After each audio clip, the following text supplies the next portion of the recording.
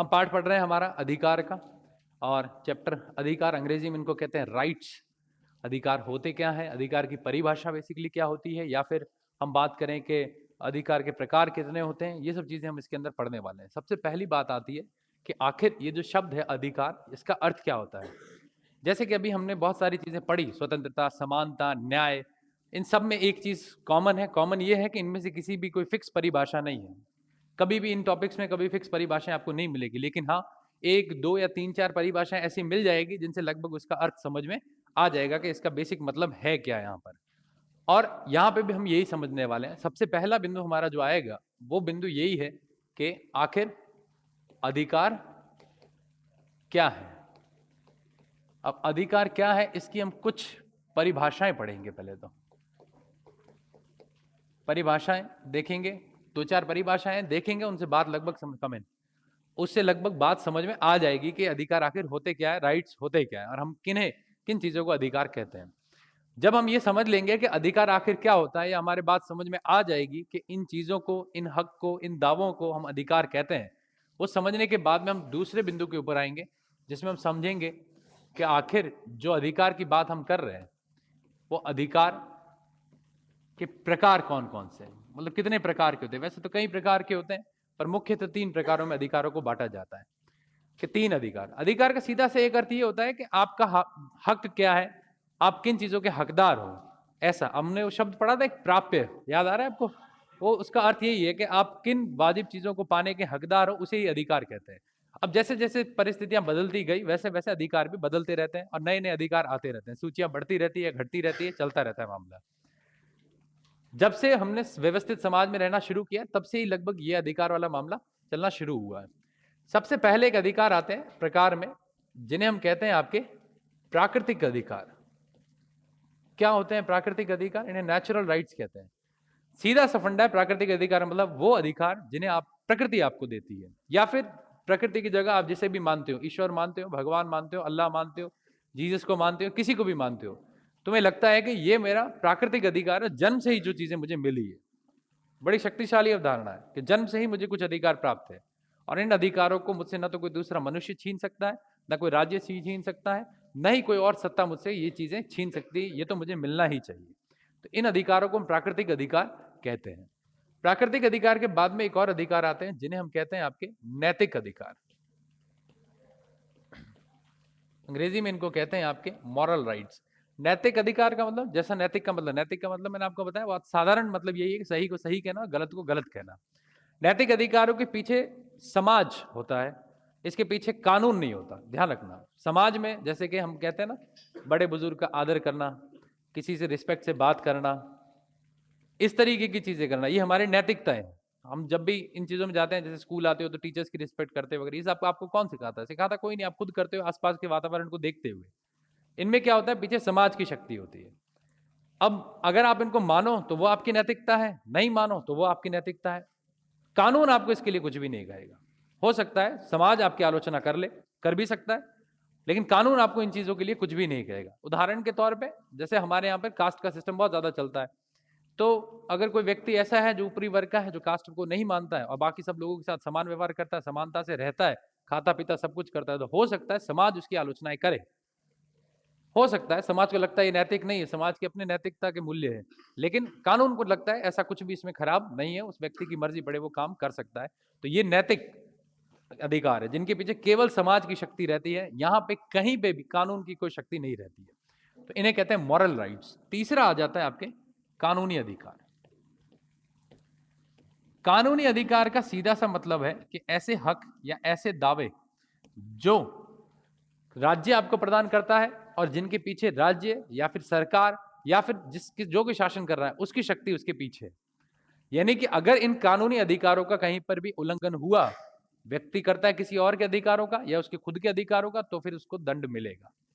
अगर उसको लगता है कि मेरे अधिकार कहीं पे वंचित हुए हैं या फिर कहीं पे भी किसी ने मेरे अधिकारों का उल्लंघन किया है, तो उसको फिर क्या मिलेगा? दंड। कानूनी अधिकार में कानून की शक्ति पीछे होती है।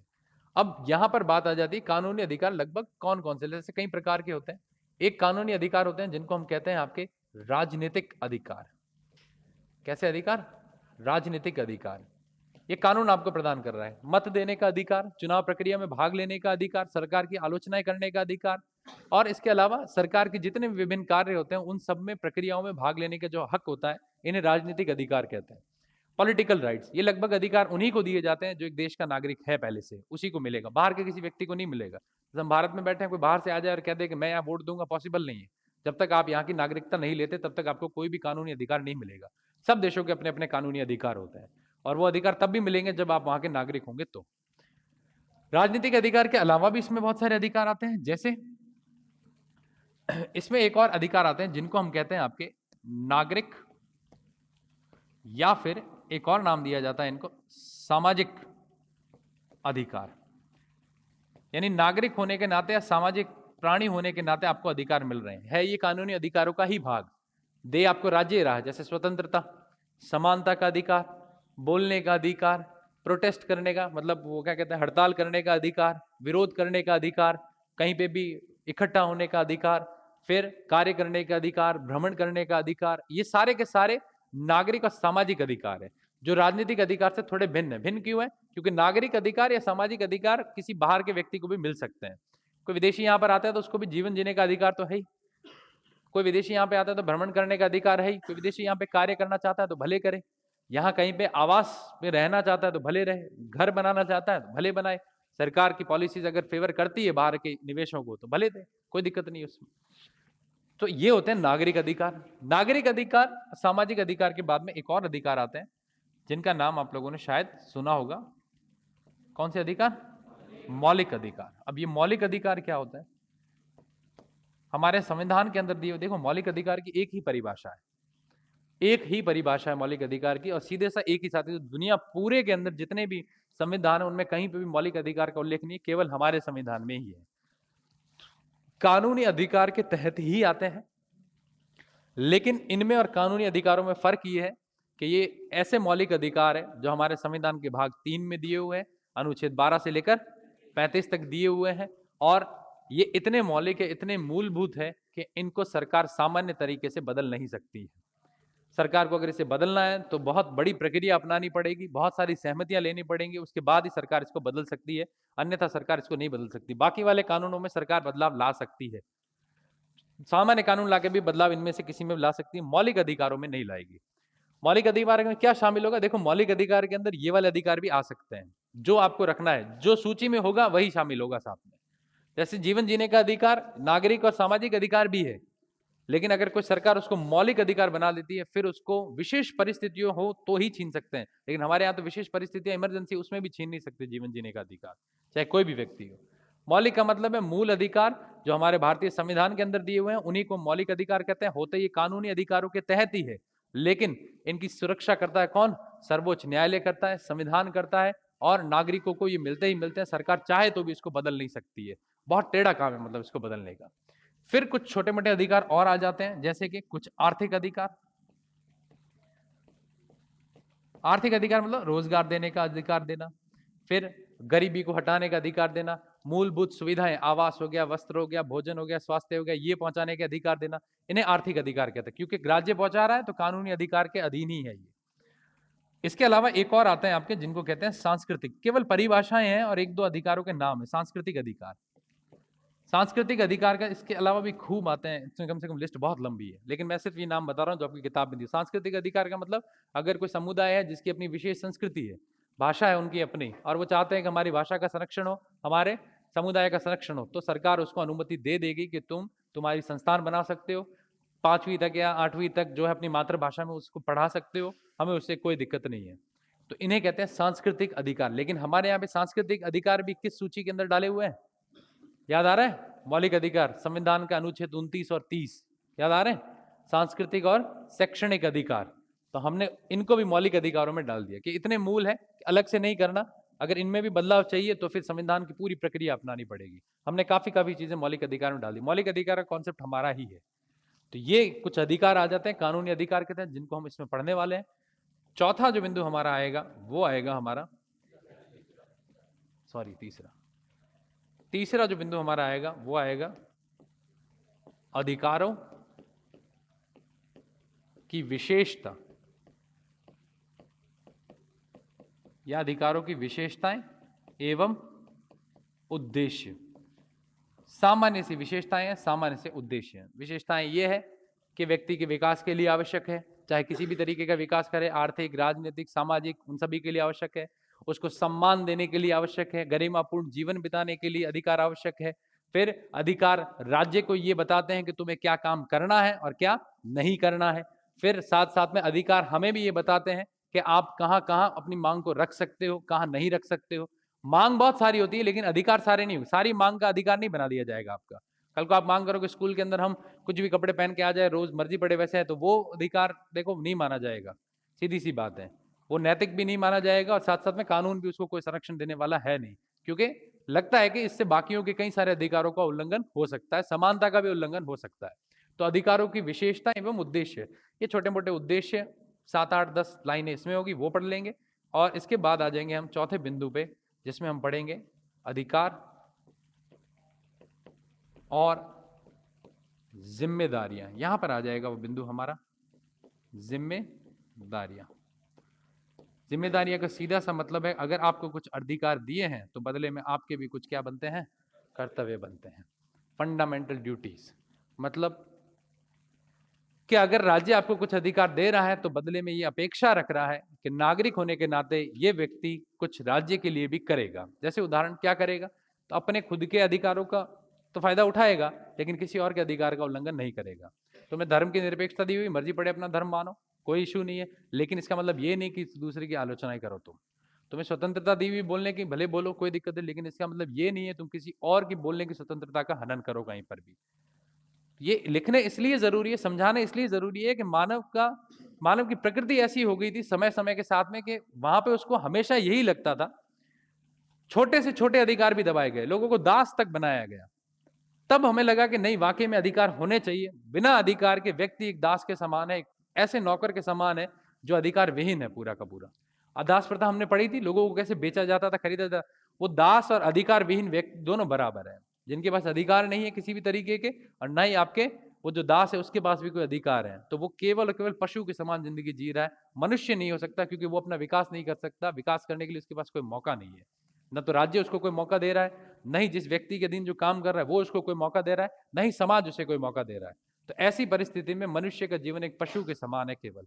तो यहां पर ऐसे कर्तव्य कुछ हम पढ़ेंगे कि हमारे कुछ ड्यूटीज भी हैं जो हमें इन अधिकारों के बदले, एक ही सिक्के के दोनों पहलू है, एक तरफ अधिकार है तो दूसरी तरफ क्या है, कर्तव्य है। जहां अधिकार मिल रहे हैं तो वहां आपको कुछ कर्तव्य भी होंगे। जैसे घर वाले आपको पढ़ा रहे हैं, पैसे दे रहे हैं, स्कूल भेज रहे हैं, सब कुछ करें, तो बदले में आपका भी कर्तव्य बनता है कि कम से कम पढ़ के कुछ ढंग के मार्क्स ले आओ, थोड़ा बहुत अपना करियर भी सेट कर लूं ताकि उनको कोई प्रॉब्लम ना हो। ये आपका कर्तव्य है। अब आप नहीं करते हो तो वो अनैतिक बात है, उससे समाज में आपकी आलोचना हो सकती है। ये भी दो प्रकार के होते हैं, नैतिक कर्तव्य और कुछ होते हैं कानूनी कर्तव्य, वो जो हमारे संविधान के अंदर दिए हुए हैं। याद है कौन से दिए हुए हैं? अनुच्छेद 51A, याद आ रहा है? 10 लिखे थे आप लोगों ने, 10 थे 11 थे उसमें लिखे थे, और उसमें यही था, पर्यावरण का संरक्षण करना, ठीक है, राष्ट्रगान के जो होता है उसका सम्मान करना, राष्ट्र जो हमारा तिरंगा है उसका सम्मान करना, ध्वज का, ये सब चीजें उसमें दी हुई है। अब अगर आप वो नहीं करते हो, वो कानूनी कर्तव्य आपने अपने नहीं निभाते हो, तो भैया उसके लिए दंड भी मिल सकता है आपको। तो कर्तव्य नहीं निभाने पे भी दंड मिल सकता है। कुछ ऐसे कर्तव्य जिन्हें भले आप नहीं निभाओ तो भी दंड नहीं देने वाले, उन्हें नैतिक कर्तव्य कहते हैं। यहाँ पर हमारा पाठ समाप्त हो जाएगा, 4 बिंदु है इस पाठ के अंदर, बस। हाँ, इतना ही पाठ है। इसको थोड़ा सा कम करके इंग्लिश में लिख दूं साइड में।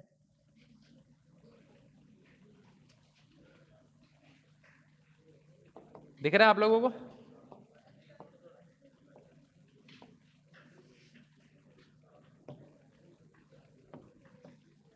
दिख रहा है? आराम से इसको लिख दो यहां पर। अब मैं यहां पर अंग्रेजी में लिख देता हूं, इंग्लिश में लिख दो। सबसे पहला पॉइंट, आवाज नहीं, व्हाट आर राइट्स। आवाज नहीं, व्हाट आर राइट्स। डेफिनेशंस।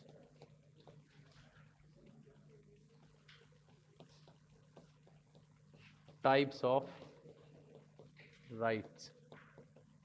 प्राकृतिक अधिकारों को कहते हैं अंग्रेजी के अंदर नेचुरल राइट्स। नैतिक अधिकारों को हम अंग्रेजी में कहते हैं आपके मॉरल राइट्स। अच्छा एक और इसमें आते हैं, एक मिनट वो लिखाना भूल गया, शुरू कर दो। फिर आते हैं आपके कानूनी अधिकार, इनको कहते हैं हम आपके लीगल राइट्स। और लीगल राइट्स में आप सीधे नाम लिख सकते हो। राजनीतिक अधिकारों को कहते हैं कैसे राइट्स? Political rights. दूसरे आपके आ जाते हैं कौन से? नागरिक। नागरिक को कहोगे आप सिटीजन, या फिर आप सीधा से लिख दो सोशल राइट्स। ये सामाजिक अधिकार भी आपको कानून प्रदान कर रहा है यहां पर। फिर मौलिक अधिकारों का मतलब मैंने पहले भी बताया था क्या होता है, फंडामेंटल राइट्स। मैं आर ही लिख रहा हूं खाली यहां पर। और आर्थिक अधिकार का मतलब इकोनॉमिक राइट्स।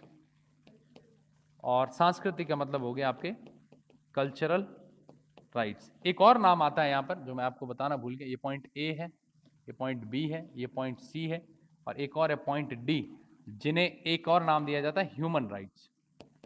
कोई ज्यादा फर्क नहीं है, सारों को मेल जोल के ह्यूमन राइट्स नाम दिया हुआ। यहाँ पे लिख देना आप हिंदी में क्या कहते हैं ह्यूमन राइट्स को, ठीक है। तो ये चौथा मैं यहाँ पे लिख रहा हूँ, आप लोग ए, ये बी, ये सी पॉइंट, और डी पॉइंट मैं यहाँ लिख रहा हूँ, ध्यान दे देना। मानवाधिकार,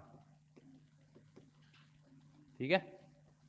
मानवाधिकार क्यों पढ़ रहे हैं यहाँ पर मानवाधिकार? क्यों? संयुक्त राष्ट्र संघ का एक 10 दिसंबर 1948 को एक घोषणा पत्र था।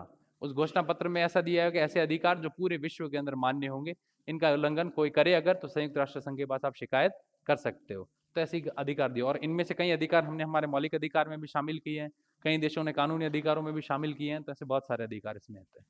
फिर आते हैं अधिकारों की विशेषताएं एवं उद्देश्य, तीसरा बिंदु, features and AIIMS of rights. और चौथा आ जाता है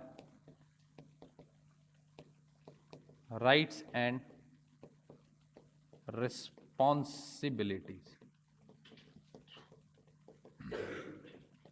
रिस्पॉन्सिबिलिटीज का सीधा सा मतलब हो गया आपके क्या, ड्यूटीज।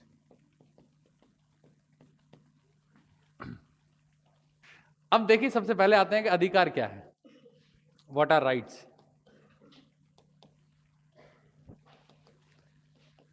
अब सामान्य सी तीन चार एक परिभाषा है, वो समझ लो, तुम्हें बात समझ आ जाएगी। फिर भी अगर बात नहीं समझ में आती है तो फिर कोई बात नहीं आती, नहीं आती है। अधिकार क्या है? अब यहां पे देखिए सबसे पहली चीज, अधिकार समझते जाना कि क्या बात है। देखिए अधिकार जो है या राइट्स जो है, हम सारे के सारे क्या है भैया, मनुष्य।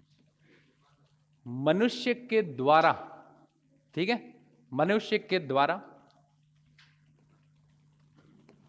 जो हकदारी की जाती है, क्या की जाती है, हकदारी, हक, कि भाई ये मेरा हक है। मनुष्य के द्वारा जो हकदारी की जाती है, या फिर हकदारी के अलावा उसको लगता है कि हकदारी, या फिर इसको ऐसे कह सकते हैं, ऐसी मनुष्य द्वारा की जाने वाली हकदारी जो कि औचित्य सिद्ध हो। अब ध्यान देना, मनुष्य के द्वारा की जाने वाली ऐसी हकदारी, या दूसरा नाम दे सकते हो हकदारी के साथ साथ में ऐसा दावा, दावा करते हैं ना किसी चीज के ऊपर, वैसे ऐसी हकदारी या ऐसा दावा जिसका औचित्य सिद्ध हो, पूरी बात समझना, जिसका औचित्य सिद्ध हो, उन्हें अधिकार कहते हैं। बहुत सामान्य से आपकी एनसीईआरटी की परिभाषा यह है कि ऐसे मनुष्य होने के नाते या मनुष्य द्वारा ऐसी हकदारी या फिर ऐसा दावा किया जाता है जो जिसका औचित्य क्या हो, सिद्ध हो, उसे हम अधिकार कहते हैं। फिर समझना औचित्य सिद्ध होने का अर्थ क्या होता है। देखिए औचित्य का मतलब होता है उचित, उचित होने का भाव, और सिद्ध होने का मतलब क्या होता है, प्रूव करना। यानी कि जो आप हक मांग रहे हो, जो आप दावा कर रहे हो, वो हक उचित है, अगर ये सिद्ध हो जाता है तो वो आपका क्या है, अधिकार है। जो आप हक मांग रहे हो, जो आप दावा कर रहे हो, वो अगर उचित है तो फिर वो आपका अधिकार मान लिया जाता है। याद रखना, हर चीज हकदारी, दावेदारी या मांग जो की जाती है, सारे अधिकार नहीं बनेंगे आपके, लेकिन उसमें से जो लगेगा कि उचित है, ये किसको लगेगा? समाज को लगेगा या फिर राज्य को लगेगा, कि जो उचित है, उचित होने का भाव जो होता है, अगर वो सिद्ध हो जाता है तो फिर उसको हम क्या बनाएंगे? आपका अधिकार बनाएंगे। और यही उचित होने या औचित्य सिद्ध का मतलब हो गया कि क्योंकि हम मनुष्य हैं, क्योंकि हम एक नागरिक हैं, या क्योंकि हम एक व्यक्ति है, तो हम किस चीज के क्या हकदार है, वही हमारे क्या है? अधिकार। एक सिंपल सी लाइन कि अधिकारों का सीधा सा अर्थ है कि मनुष्य द्वारा की जाने वाली हकदारी या दावा जिसका औचित्य सिद्ध हो। औचित्य सिद्ध होने का मतलब जिसका उचित होने का भाव सिद्ध हो, कि ये उचित है तो ये मांग हो सकती है। जैसे समानता की बात अगर मैं करूं यहां पर कि भाई मुझे समानता चाहिए, मेरे इन इन क्षेत्रों के अंदर मुझे समानता चाहिए, तो वो कहेगा भाई ये इसकी हकदारी है, ये समानता का भोगी है, इसको देना चाहिए, तो ये समानता इसका अधिकार है। लेकिन अगर मैं वहां पे कोई और मांग कर लूं, ऐसी मांग जो लगे कि उचित है नहीं, जैसे कि उदाहरण है कि भाई स्कूल की बात कर ले कि मैं यहाँ पे ये मांग कर लूँ कि मैं पढ़ूँ नहीं पढ़ूँ, समानता चाहिए, मुझे सबके बराबर नंबर आने चाहिए मेरे को, तो यहाँ पर ये उसकी हकदारी या दावेदारी मानी नहीं जाएगी, क्योंकि वहां पे समाज पूरा खड़ा है, वो देखेगा कि उचित है कि नहीं है। तो सीधा सा उदाहरण ये हो गया कि अधिकार का केवल इतना मतलब होता है कि मनुष्य द्वारा की जाने वाली हकदारी या दावा जिसका औचित्य सिद्ध हो, यानी कि जिसका उचित होने का भाव सिद्ध हो। क्योंकि हम मनुष्य हैं तो हमें पता होना चाहिए कि हम किस चीज के हकदार हैं, तो वही हमारे क्या बन जाते हैं? आपके अधिकार बन जाते हैं। एक परिभाषा ये आ जाती है, ठीक है। इसके अलावा एक और बात साथ में, मनुष्य होने के नाते जो हमारे प्राप्य है वही हमारे क्या है? अधिकार है। प्राप्य का मतलब मैंने बताया था आपको, क्या था? प्राप्य का मतलब क्या होता है? अपना वाजिब पाने के अधिकारी, या फिर आप कह सकते हैं अपना वाजिब पाने के हकदार। जो भी आपका वाजिब है, जो आपको ठीक लगता है, चाहे समानता के भाव हो, स्वतंत्रता के भाव हो, चाहे आपके जीवन जीने के अधिकार हो, संपत्ति के अधिकार हो, या इसके अलावा कैसा भी अधिकार, सांस्कृतिक अधिकार हो, आर्थिक अधिकार हो, जो आपको लगे कि ये वाजिब है, ये मेरा प्राप्य है, ये मेरे ड्यूज है जो मुझे राज्य देने वाला है, वही आपके प्राप्य क्या कहलाएंगे? आपके अधिकार कहलाएंगे। दूसरी बात आ गई ये। तो पहली बात तो आ गई कि मनुष्य की हकदारी और दावेदारी जिसका औचित्य सिद्ध हो, यानी उचित होने का भाव सिद्ध हो, उसे हम सामान्य भाषा में अधिकार कहते हैं। मनुष्य का जो प्राप्य है, यानी कि उसका जो अपना वाजिब हकदार है जिस चीज का, वही उसके क्या हो जाते हैं? अधिकार हो जाते हैं। ये दो परिभाषाएं यहां पर आ जाती है। इन दो के बाद आते हैं हम तीसरी के ऊपर। ये थोड़ी सी आसान है। तीसरी परिभाषा ये है कि अधिकार से सीधा सा संबंध है कि हमारा जीवन कैसा जीवन है भैया? सामाजिक जीवन। सामाजिक जीवन की वे दशाएं, सामाजिक जीवन की वे दशाएं जो व्यक्ति के विकास के लिए कार्य करती है, उन्हीं दशाओं को हम क्या कहते हैं? कि ये क्या है? व्यक्ति के अधिकार है। ये थोड़ी आसान थी। वे दशाएं जो व्यक्ति के विकास के लिए कार्य करती है, उन्हें हम क्या कहते हैं? आपके अधिकार कहते हैं। तो पहला तो क्या है कि मनुष्य की हकदारी, दावेदारी। हकदारी तब से जब मनुष्य जता रहा है, जब से मनुष्य पैदा हुआ या मानव जीवन शुरू हुआ है, जब से व्यवस्थित समाज की शुरुआत हुई, तब से उसकी हकदारी दावेदारी चलती रही है। तब की हकदारी दावेदारी और आज की हकदारी दावेदारी में फर्क आ गया है, चीजें थोड़ी सी बदल गई है, लेकिन हकदारी दावेदारी चलती रहेगी। और जिन हकदारी दावेदारों को हम थोड़ा सा उचित मानेंगे, उन्हें हम उसको क्या बना देंगे? उसके अधिकार बना देंगे। जो उसका प्राप्य है वही उसका अधिकार है। दूसरी एक और परिभाषा, सामाजिक जीवन की ऐसी दशाएं जिसमें व्यक्ति अपना विकास कर सके, उन दशाओं को ही हम क्या कहते हैं? अधिकार कहते हैं। जैसे शिक्षा देना, स्वास्थ्य की सुविधाएं देना, या उसकी रक्षा करना, ये सारे उसके क्या है? ऐसी दशाएं हैं जो राज्य उसको दे रहा है, उसी के कारण उसका विकास हो पा रहा है।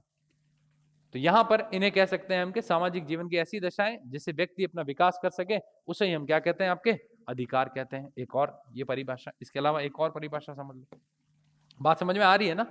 धीरे धीरे तो इनमें आएंगे सारे। ये सिर्फ और सिर्फ बताने के तरीके हैं, शब्दों का प्रयोग करके हम समझने का प्रयास करेंगे अधिकार है क्या।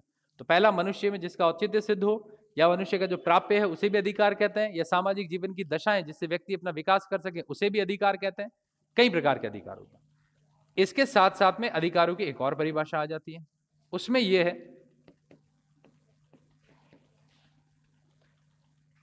कि ऐसी परिस्थितियां या ऐसी मांग, सुनना एक और परीक्षा, कि व्यक्ति द्वारा या मनुष्य द्वारा की जाने वाली ऐसी मांग जिस मांग को सबसे पहले समाज स्वीकार करें। समाज की स्वीकृति पहले जरूरी है, और समाज स्वीकार करने के बाद में उसको कौन लागू करे? राज्य लागू करे। ऐसी मांग को हम आपके उस व्यक्ति का क्या कहते हैं? आपके अधिकार कहते हैं। अब यहां पे ध्यान देना कि समाज की स्वीकृति पहले जरूरी है, और जब समाज स्वीकार करेगा तो वो नैतिक अधिकार बनेंगे आपके, और फिर जब राज्य उसको अपनी सूची में शामिल करके लागू कर देगा तो वो बन जाएंगे आपके कानूनी अधिकार। अब अगर उनका उल्लंघन कहीं होता है तो राज्य अपने आप अपना देख लेगा मामला। तो पहले समाज से स्वीकृति लेनी जरूरी है, फिर राज्य का मामला आएगा। तो समाज स्वीकार करे और फिर राज्य उसको लागू करे। हालांकि ऐसा भी हो सकता है कि कई बार कुछ चीजें ऐसी जिसकी समाज स्वीकृति नहीं देता, लेकिन राज्य अपने स्तर पर उसको लागू कर देता है। जैसे हमारे यहाँ पे कई प्रथाएं ऐसी, कुरीतियां ऐसी थी समाज तो स्वीकार करता था लेकिन राज्य स्वीकार नहीं करता था, तो राज्य अपने हिसाब से कर सकता है। शक्ति ये ज्यादा मानी जाएगी, ये कम, क्योंकि राज्य लागू कर रहा है, उसको संरक्षण अपने आप राज्य देगा। तो इसे भी कह सकते हैं कि व्यक्ति द्वारा की जाने वाली वह मांग जिसे समाज स्वीकार करे और राज्य उसको लागू करे, इन मांगों को ही हम क्या कहते हैं? अधिकार। सारी मांगे समाज स्वीकार नहीं कर सकता, सारी मांगे राज्य लागू नहीं कर सकता, तो सारी मांगे अधिकार नहीं बन सकती है। आई बात समझ में? एक ये हो गया। और कोई परिभाषा? तो एक और परिभाषा कि अधिकार व्यक्ति के आंतरिक विकास। कैसा विकास? आंतरिक विकास बहुत सारा होता है। शारीरिक विकास हो सकता है, मानसिक विकास हो सकता है, इसके अलावा उसका सामाजिक जीवन में विकास हो सकता है, समानता में विकास, स्वतंत्रता में, बहुत सारे आंतरिक विकास। अधिकार व्यक्ति के आंतरिक विकास के लिए दी जाने वाली बाह्य परिस्थितियां हैं, यानी बाहर की ऐसी परिस्थितियां जो व्यक्ति को दी जाए जिससे वो व्यक्ति अपना आंतरिक विकास कर सके, उसे हम क्या कहते हैं? आपके अधिकार कहते हैं। आई बात समझ में? सिंपल सी बात है, ये 3-4 परिभाषाएं हैं जिनको हमें अधिकार के अंदर लिखना है। सबसे पहली बात क्या आ जाती है कि मनुष्य द्वारा की जाने वाली हकदारी या दावा जिसका उचित होने का भाव सिद्ध हो, उसे हम अधिकार कहते हैं। क्योंकि हम मनुष्य हैं, नागरिक हैं या व्यक्ति है, तो हम किसी ना किसी चीज के क्या है? हकदार है। तो अगर उसका भाव उचित हो जाता है तो हम कहते हैं कि ये हमारे क्या बन गए? आपके अधिकार बन गए। दूसरा, मनुष्य होने के नाते हमारे कुछ प्राप्य है। प्राप्य मतलब अपना वाजिब हिस्सा पाने के हकदार हैं। स्वतंत्रता पाने के हकदार है, समानता पाने के हकदार है, शिक्षा पाने के हकदार है, इसके अलावा आपके संपत्ति पाने के हकदार है, आवास के हकदार है, पोषाहार के हकदार है, इन सब चीजों के हम हकदार हैं। तो ये हमारे प्राप्य है। तो इन्हीं प्राप्य और हकदारी वाली चीजों को हम क्या कहते हैं? ये हमारे क्या है? आपके अधिकार है। 2 परिभाषाएं। तीसरी, अधिकार मनुष्य के सामाजिक जीवन की वो दशाएं हैं जो जब उसे दी जाती है तब भी वो अपना विकास कर सकता है। आपको शिक्षा दी जा रही है, इसी से ही आपका विकास होगा। संसाधन दिए जा रहे हैं, इसी से ही आपका विकास होगा। अगर इन सब चीजों को हटा के आपको मैं कहीं पे दास बना के रख दूं, ना तो आपका कोई शारीरिक विकास होगा, ना कोई मानसिक विकास होगा, ना ही आप अपने जीवन में कभी भी स्वतंत्रता, समानता, इन सब आयामों को समझ पाओगे। तो ऐसी दशाएं होती है जिनसे अपना व्यक्ति विकास कर सके, उसे हम क्या कहते हैं? अधिकार कहते हैं। फिर एक और परिभाषा कि व्यक्ति द्वारा की जाने वाली सारी मांग जिसे समाज स्वीकार करे और राज्य लागू करे, तो उसे क्या कहेंगे? ये अधिकार है। मांग बहुत सारी हो सकती है, लेकिन सारी स्वीकृत हो ये जरूरी नहीं है। जो स्वीकृत होगी, राज्य ने लागू कर दी, वो बन जाएगा आपका क्या? अधिकार। और एक और परिभाषा कि ऐसी व्यक्ति के आंतरिक विकास के लिए दी जाने वाली बाह्य परिस्थितियों को क्या कहते हैं? अधिकार कहते हैं। ये 4 परिभाषा। अब बात समझ में आई अधिकार की? अधिकारों में हजारों तरीके के अधिकार आते हैं। हमारे जैसे संविधान में 6 दिए हुए हैं। स्वतंत्रता का अधिकार है, समानता का अधिकार है, धर्म के निरपेक्षता या धार्मिक जीवन को मानने का अधिकार है, सांस्कृतिक अधिकार है, शैक्षणिक अधिकार है, संविधानों के उपचारों का अधिकार है, फिर आपके वो एक और आ जाता है वो कि शोषण के विरुद्ध अधिकार है। ऐसे कई सारे अधिकार, उनके अंदर भी कई सारे अधिकार दिए हुए हैं हमें। तो जो जो लगता है कि हाँ ये मानव के जीवन के लिए जरूरी है, वो सारे अधिकार हमें दिए हुए हैं। क्यों जरूरी है? क्योंकि उसी से हम हमारा क्या कर सकते हैं? विकास कर सकते हैं। इसके बिना हमारा विकास संभव नहीं है। अगर ये नहीं होते हैं तो एक अधिकार विहीन व्यक्ति और एक दास दोनों क्या होते हैं? एकदम समान होते हैं। जिसके पास कोई अधिकार नहीं होता है वो एकदम दास के बराबर व्यक्ति है। आई बात समझ में? यही यहाँ पर समझाने का प्रयास किया गया है। तो अधिकार क्या है, ये हो गई बात यहाँ पर। आई बात समझ में?